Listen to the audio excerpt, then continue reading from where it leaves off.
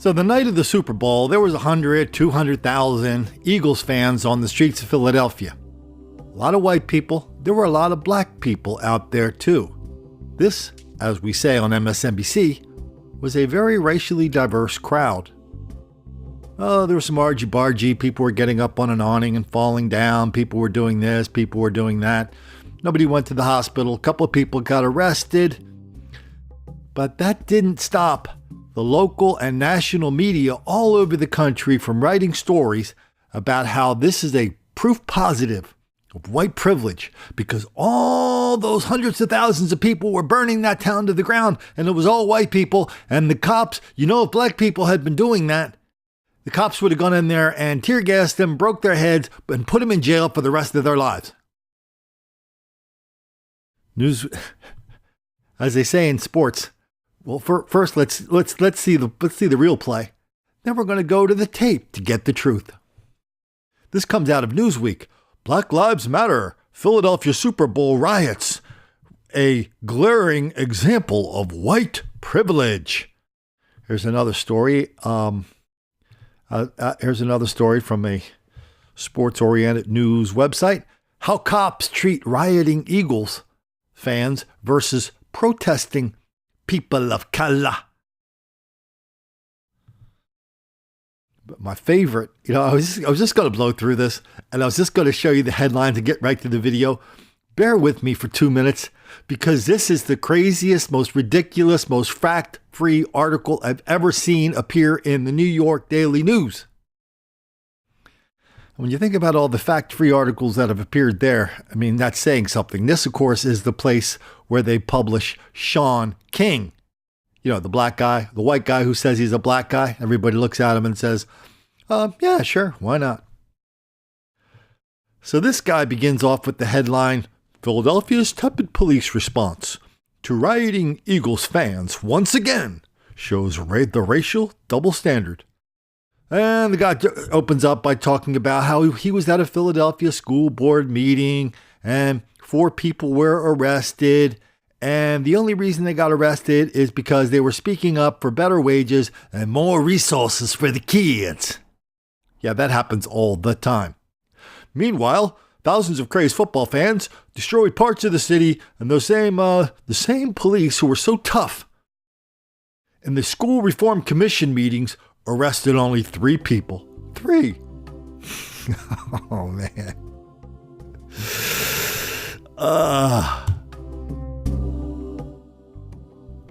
So how does he explain that? We know not all Philadelphia fans are maniacs, but this isn't about you. It's about the system of power and societal norms that once again having us scratching our heads. This from my Twitter page. This would be the time where somebody would be going, shaking my head, 2018. Here we go. Then he uses my favorite word, the optics. The optics hanging over the reactions, or lack of one, by official when it comes to the way they handle passionate public expressions are troubling, particularly when you consider the racial aspect of it all staring us square in the face. Okay, optics, that means when you don't have any idea what you're talking about, but you can take some brief snippet, which isn't true in the first place, and blow it up and pretend it shows something else other than what it does, especially when it comes to white people messing with black people. That is optics. So the optics were, there were a lot of people in the street in Philadelphia on Friday night, and there were some fires set, and there was a store that was looted. And the white people did it. Yeah, they got away with it too. Oh, yeah. And blah, blah, blah. And he talks about how the cops are really, really mean to poor black kids in schools and to black people when they riot in the streets of Philadelphia for good reasons that I haven't heard yet. But the mostly white Eagles fans Sunday night and early morning, they gave those rioters lots and lots of courtesy. We haven't run into a true fact here yet, but we're going to get to that in a minute. This is not new. There is a long line of disproportionate police responses, blah, blah, blah. Sunday night reaffirmed that perceived bias Then he played the 1985 card on us. They had to go, okay, here, be ready. Okay, when you're doing a story like this, you got to come in with a big example, right? So teachers getting arrested on purpose is not an example of police brutality. You have to come in strong. So what's your very first example? Your very first example is in 1985. Do the math. I think that comes out to 33 years ago. And they're talking about how in the West Philadelphia neighborhood, the Philadelphia police, they dropped C4 explosives on a house belonging to a bunch of, it's hard to describe who they were. They were so kind of unique to that area. Let's just call them non-traditional black activists. Oh, the guy forgot one thing in the story. The strike where they dropped the C4 explosives on the house and basically burned down the entire house. Funny, I was just up there a week ago. There's another story attached to that, but I was up there a couple weeks ago with True to Roof. We were looking at that exact site. I said, hey, I've never been there. Let's go up there. Anyway, that strike was ordered by the black mayor of Philadelphia. Meanwhile, Philly cops stood down and let some Eagles fans launch an assault on City Hall Sunday night. Yeah, anybody get hurt? Anybody go to the hospital? Anybody get knifed? Any gunshot wounds of that crowd? No, don't worry. We're going to get to the good crowd in a minute. Don't you worry about that. We got to give this guy from the New York Daily News a little bit more rope. He can use to hang himself. Then he talked about a nonviolent protest to free Meek Mill. Boy, they didn't do anything to that guy. Then he says, what about that bad police response to the peaceful protests of Ferguson? Yeah, the cops overreacted in Ferguson. Look at the pictures. Jeez. Blah, blah, blah. Mostly white. And you know what? People in Ferguson did a lot worse. They didn't do anything. I mean, the cops did a lot worse down there. The cops should have done that to people in Philadelphia, too. Mostly every incident involving fan violence documented in the last month in Philly has involved white fans. Untrue. The two guys who punched horses were white. No, there was some horse punching. There's a lot of horse punching going on. Horse punching is a black thing. It's on video. Well, here we go. Now he breaks out the big guns. Every person we've seen sitting on top of a stop sign has been white. Sorry, but that's true. Deal with it. Wow. Oh, yeah, it happened in Charlottesville, too. Don't you know that? That the cops stood aside and let white people go crazy?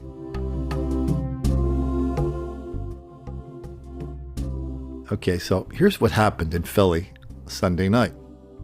A bunch of people went into a Wawa. If you're not from the Philadelphia area, a Wawa is like a 7-Eleven on steroids. It's kind of a regional favorite. A bunch of people went into the Wawa.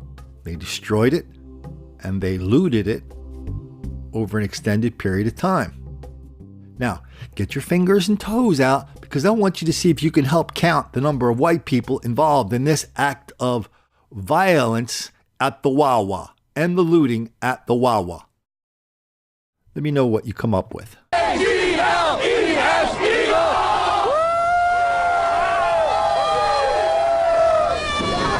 Now at 5:30, these are the faces of Eagles Nation. Fans poured onto the streets of Philadelphia by the thousands last night to celebrate the thriller of a game.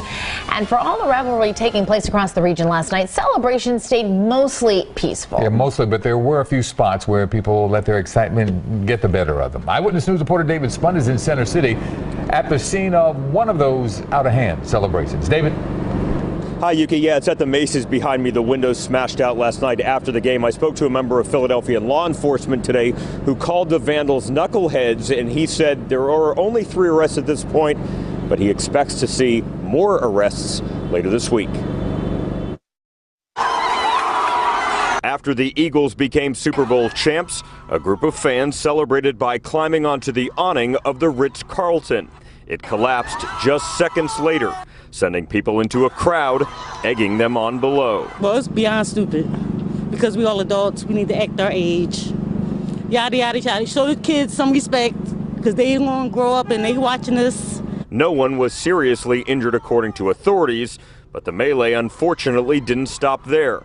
Windows outside Macy's smashed. Traffic light poles knocked to the ground. Can't say I'm surprised. They got to do something with that energy. But the energy got out of control when some flipped a car. This gas station on South Broad became the site for looters. They're idiots. We know that. Every city has them. New England has them. Dallas has them for sure. But, you know, the vast majority of fans here were great. And they enjoyed themselves. I had my children out in the city last night. They were loving it. And that's what the fans want to focus on, the win, not a few troublemakers who police plan to arrest. I think people need to have just a little bit poise and just take care of the property and the things of the city because the city really appreciates it and the city needs it. And, you know, we just want people to have a nice time. I'm told it's very possible police will release surveillance video looking for more of those vandals to make arrests.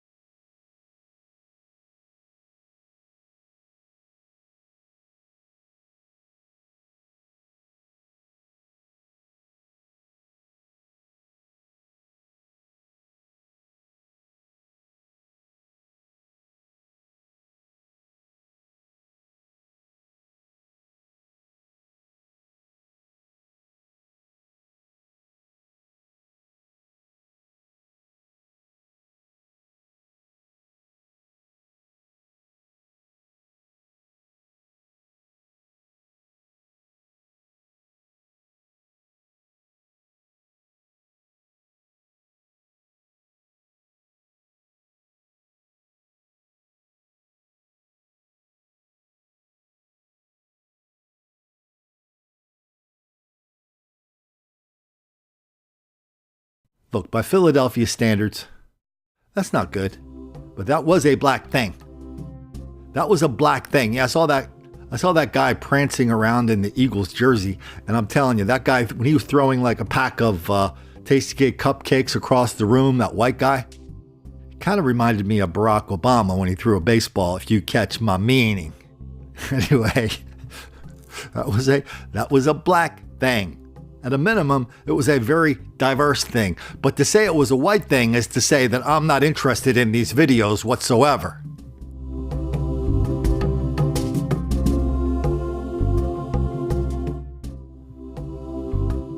I mean, to say Philadelphia is some kind of Valhalla where cops are busting black people on the head and letting white people go free to run riot is just a ridiculous notion that not one single person in Philadelphia would believe.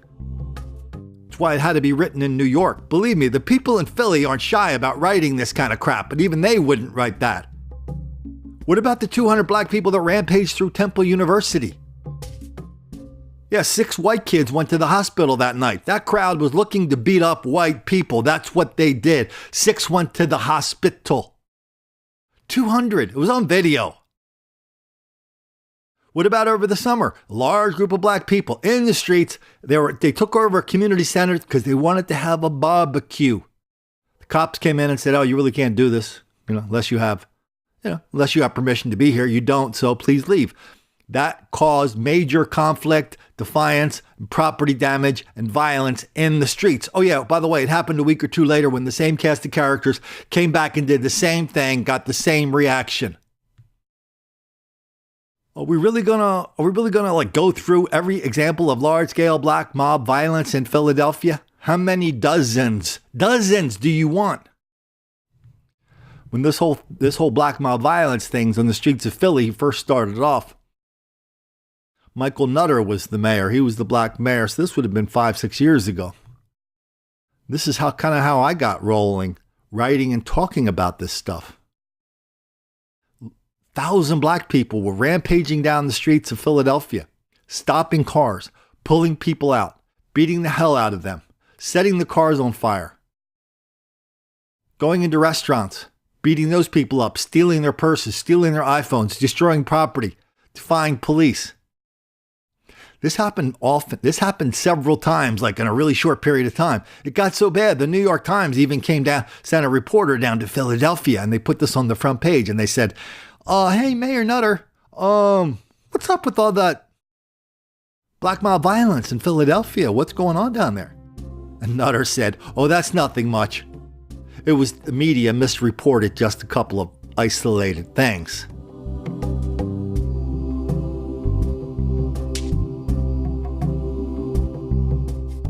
At Temple University, it got so bad, Temple University hired 3 of the fellas with street cred, all in their mid-20s, because they were going to get to the bottom of this and solve it as a public health problem. The Temple University School of Medicine, their public health department was going to solve it. They had a big article in their public health journal. This is in White Girl Bleed a Lot. And so they went to the guys and they said, "Oh, this is great, man. We got some fellas with some cred. Now we're going to get to the bottom of this. Can you tell us what's going on?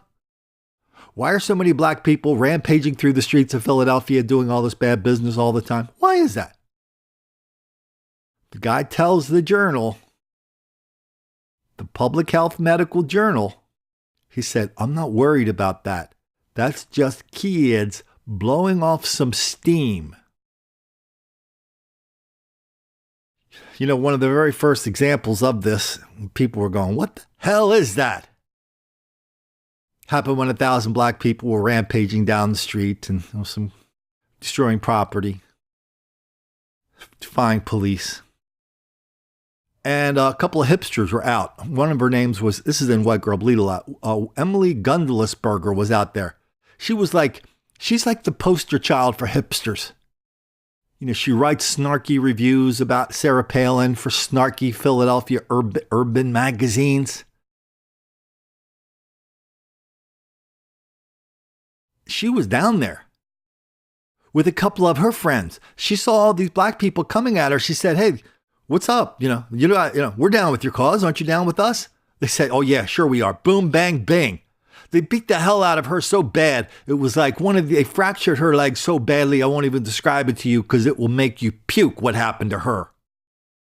Saw a picture of her boyfriend the next day. He had a sneaker print on his face. It took Emily Gwendlesberger a long time to come to terms with the fact that that was a black thing that happened to her. It took her a long time to admit it. She finally did grudgingly, but then she said, "Oh, it doesn't mean anything anyway." How many of these stories do you want about large-scale black mob violence in Philadelphia where the police and where the city council, where the mayor just looked at it and said, "Oh, that's nothing. That's not a thing. That's not that big of a deal." The police are, the media is overstating it. And of course, there's the guy that we talk about here from time to time. His name is Joe Kennedy. I'll never forget this story. You'll recognize why in a minute. During one of these episodes, he's on the ground. A bunch of black people are surrounding him, kicking him, punching him, taunting him, laughing, always laughing. He looks up through his fists and he goes up from his back and covering his face with his fists. Why? And says, "Why are you doing this? Why?" And one of the fellas looks at him and says, "It's not our fault. You can't fight." How many of these stories do you want? That's how many there are.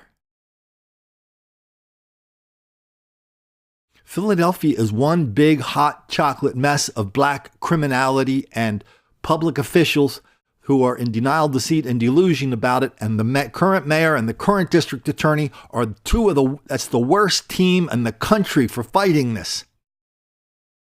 Because it is their belief, and they got elected on the following platform, that there's a whole bunch of black people in prison for no reason whatsoever other than white cops are picking on black people for no damn reason whatsoever. So he's going to put a stop to that.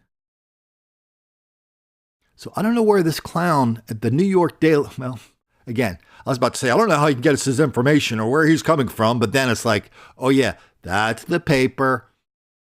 That's the paper where they run the white guy pretending to be a black guy, talking about white people messing with black people all the time and how black people are relentless victims of relentless white racism.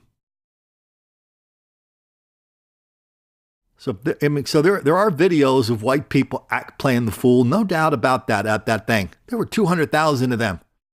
But I will tell you that in Philly, you put together a fraction of black people of that 200,000, you put a fraction of them together at a rap concert, you are guaranteed a shooting. You are guaranteed an episode of large-scale black mob violence. How many episodes of that do you want to see? Yet you put together that number of white people at a golf tournament, what happens? Nothing. And now we look at those two different crowds, and we got a guy from the New York Daily News saying police are taking it easier on white people. And it's plain to see. The only thing plain to see here is that guy is a Class A idiot whose number one goal in journalism is not to make the black kids angry.